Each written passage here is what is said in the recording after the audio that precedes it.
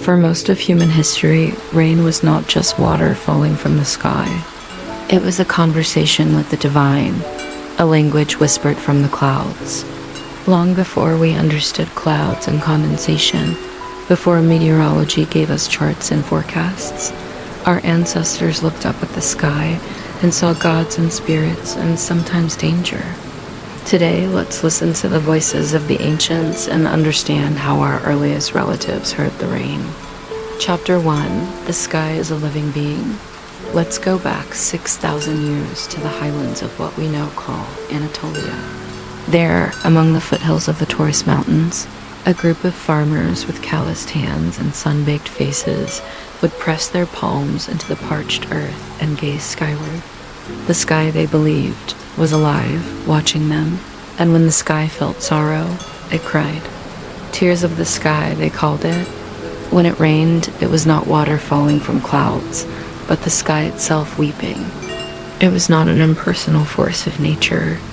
It was a deity, a being with emotions and agency. So when the sky cried, it was for a reason. The farmers would strain to hear that reason, to understand why the sky was shedding tears. Perhaps there was anger, a sign of punishment for some grave offense against the gods. Or maybe, just maybe, there was appeasement. Maybe the gods were moved by prayers and rituals, and the rain was a response to their devotion.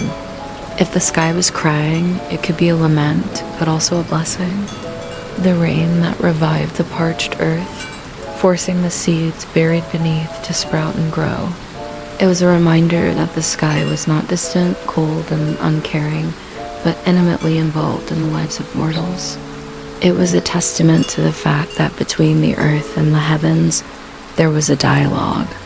Humans and the sky talked to each other through rain, and those who listened carefully could hear what the sky had to say. Chapter 2. Temples of Thunder and Rain.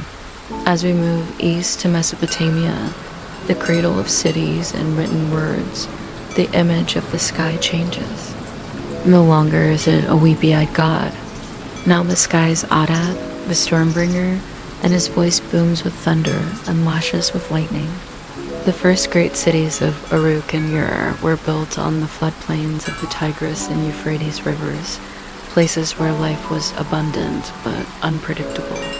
Agriculture flourished, but so did disaster. If the rain did not come, the crops withered.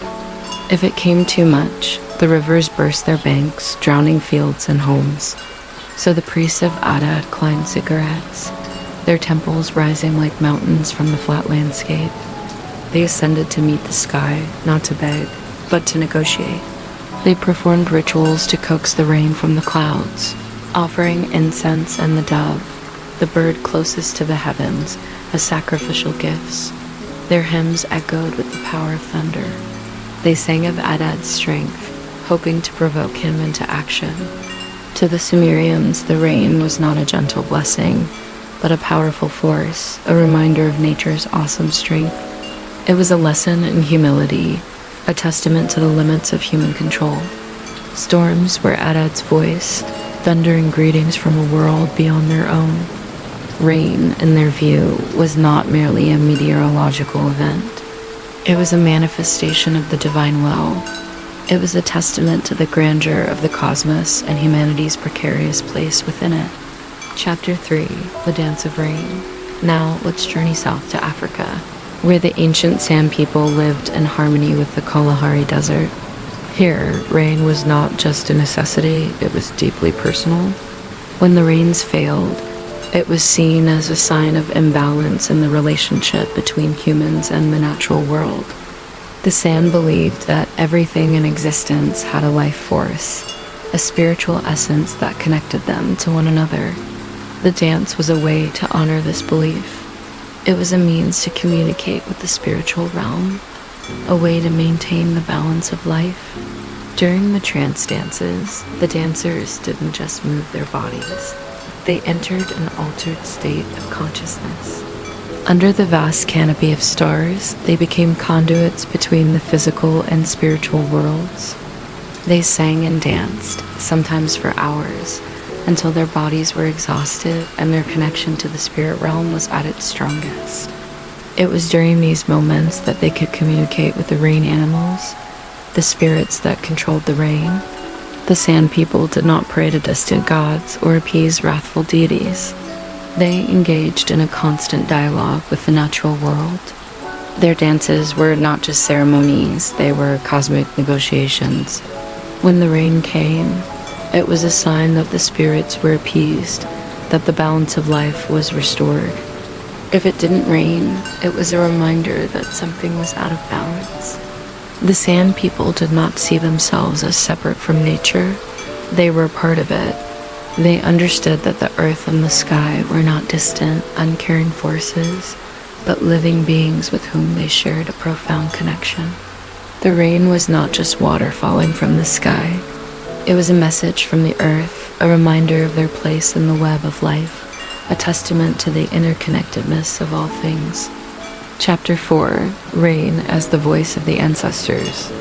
High in the Andean highlands, far from the bustling markets of Machu Picchu, lived the Quechua people. Their villages were often tucked away in the mountains, their stone houses clinging to the slopes like mountain goats. For the Quechua, rain was more than just a meteorological event. It was a language spoken by Pachamama, the Earth Mother. When the rain fell, it was as though the ancestors were whispering, laughing, warning, speaking to the people through the rhythm of falling water. The sound of rain was a conversation with the past, a communion with the spirits of their forefathers. The Quechua built their homes with sloped roofs, not just to channel the rain away, but to listen to it. Each drop that struck the thatched roof was like a word in an ancient tongue, and the rhythm of the rain was a melody from beyond the grave. The villagers would gather on moonlit nights, listening intently to the whispers of the rain, trying to decipher the messages from their ancestors. If the rain was gentle, drumming softly on the roof, it was a blessing, a sign of good fortune for the community. If it came in sudden bursts, pounding the earth and shaking the houses, it was a warning, a sign of potential disaster. The elders of the village would then step forward, their faces etched with the wisdom of generations, to interpret the will of Pachamama. Chapter 5. Rain in the Minds of the Ancients. From the rice terraces of China to the dreaming deserts of Australia, the idea of rain echoed in the minds of ancient people around the globe. The Hopi of North America saw rain as the blood of the earth, a vital fluid that sustained all life. The Maori of New Zealand believed that rain was brought by the Atua, the spiritual beings who inhabited the mountains and forests. And the Aboriginal Australians saw rain as a life force that connected the physical world to the spiritual realm. In many cultures, rain was personified, given human characteristics, and seen as a living entity. The Greeks believed that rain was the tears of the goddess Nemesis, and the Norsemen thought that rain was the milk of the giantess Audhumla, who was suckled by the first giant Ymir. The Aztecs believed that rain was created by the god Tlaloc, and the Inca saw it as a gift from the earth goddess Pachamama. Rain was more than just water. It was a phenomenon imbued with meaning and significance. It was a source of life and a cause of death. It was a blessing and a curse. It was a force to be respected and a mystery to be revered. Our ancestors didn't just endure rain. They celebrated it, feared it, worshipped it. They saw in the falling water a reflection of the world's rhythms, a testament to the beauty and power of the natural world. Rain was more than just weather. It was mythology. It was morality. It was memory. It was how the gods spoke, how the ancestors remembered us, how the earth breathed.